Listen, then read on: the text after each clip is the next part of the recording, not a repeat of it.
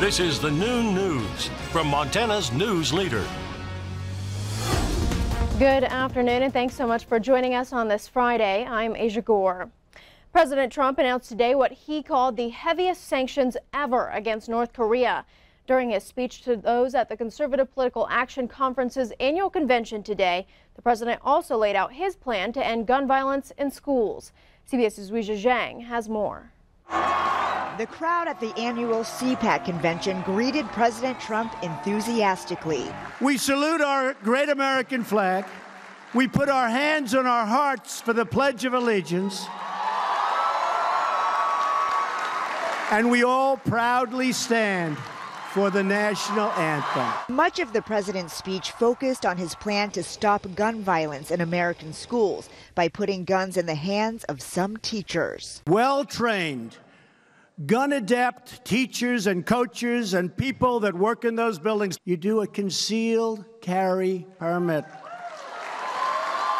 Many here agree with the president's proposal. It would make me feel very good to know that they were trained, equipped, and had the wherewithal to use those weapons to protect the children. But not all of the president's ideas are popular. Pat Thomas says she strongly supports the Second Amendment. She's against the president's plan to raise the age to buy some semi-automatic weapons from 18 to 21. I don't think we should be infringed on any of our rights. I mean, 18-year-olds can go to the military, so... Despite some disagreement, the president received a standing ovation. Aja Goare, CBS News, Oxon Hill, Maryland. Meanwhile, the deputy sheriff assigned to protect Marjorie Stoneman Douglas High School is out of a job. The Broward County Sheriff says Deputy Scott Peterson failed to do his duty during last week's massacre. Peterson never went inside the school building during the gunfire that left 17 people dead. Today, Florida Governor Rick Scott is expected to announce an action plan to improve school safety and keep guns away from individuals with mental illness. Here in Montana, students at the University of Montana Western in Dillon under evacuation after the discovery of a bomb threat this morning. The chancellor tells us the bomb threat was found written on a note in a bathroom on campus.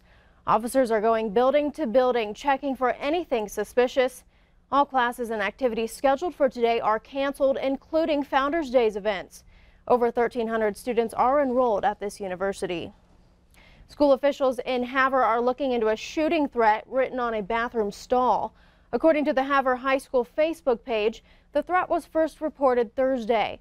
The threat was written on the back of a bathroom stall door in the men's west restroom and indicated that there would be a school shooting today. The Havre School District officials, along with the Havre Police Department, say the threat cannot be substantiated. My initial reaction was, of course, my children's safety.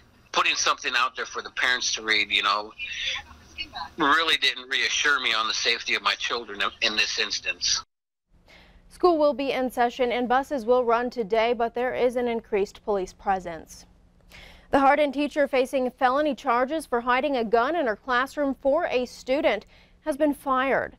The Hardin School Board voted unanimously Wednesday to terminate Nora Block's contract. School Board says Block's termination is a result of violating school policy, not the pending felony charges against Block. Prosecutors allege Block hid a student's gun in the classroom, stored it overnight, and then called authorities the next day. Block is charged with tampering with evidence, possession of a weapon in a school building, and obstructing a peace officer.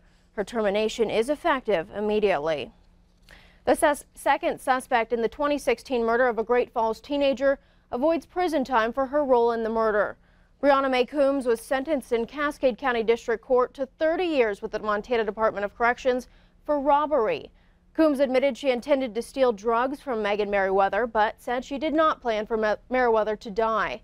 Coombs and her boyfriend Joseph Knowles met with Merriweather to buy marijuana. During that exchange, a fight broke out between Merriweather and Coombs. Knowles then took Merriweather's knife and stabbed her with it, causing her death. Knowles is currently serving a 60-year prison sentence. The search for a Red Lodge man missing since Monday comes to a tragic end after authorities find him dead south of town. The body of James McGregor was found Thursday off Highway 212. Thomas Schifferns is being held at the Yellowstone County Jail on a murder charge.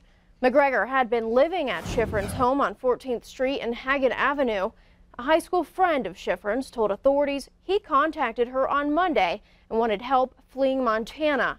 Schifrin's told the woman he shot McGregor in the head as the victim begged for his life. Authorities say Schifrin said he killed McGregor because he was, quote, disrespectful and homeless. Schifrin's is being held on a $1 million bond. A Minnesota man is dead after he crashed his snowmobile near Cook City. The Park County Sheriff's Office reports the 29-year-old man was found face down in the Stillwater Creek Thursday. The snowmobile was found on top of the man.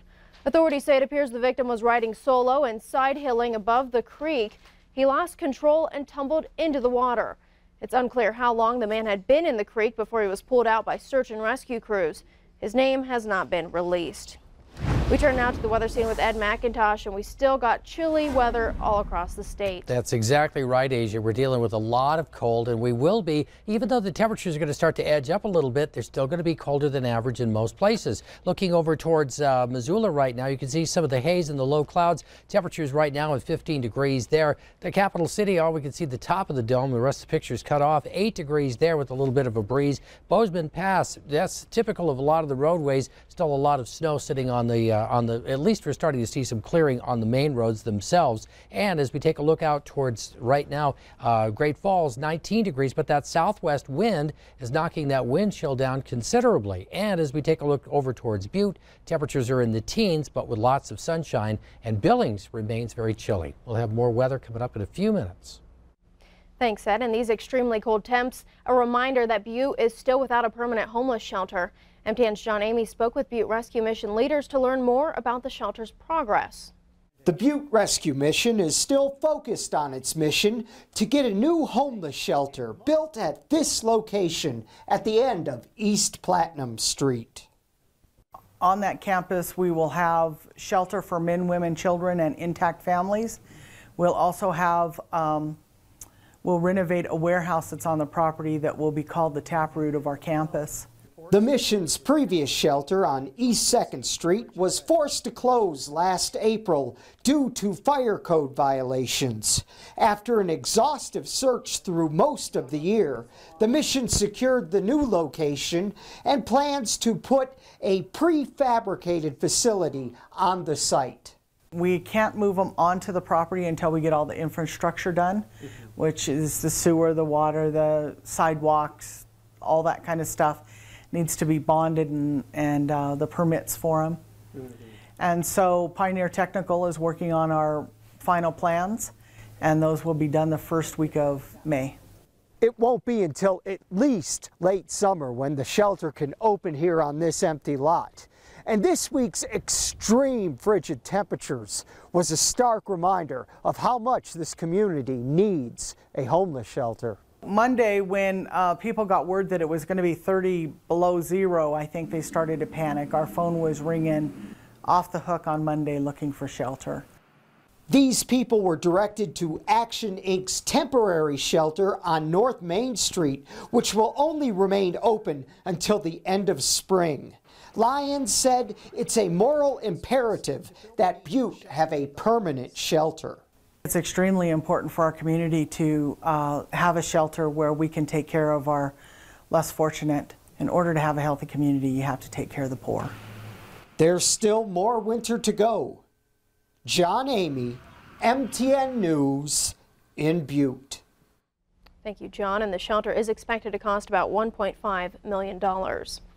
Still ahead on the new news, for the second time in 4 years, dozens of Nigerian schoolgirls kidnapped by a terror group. We have the details for you next. But first, Ed has our weather forecast. Stay with us.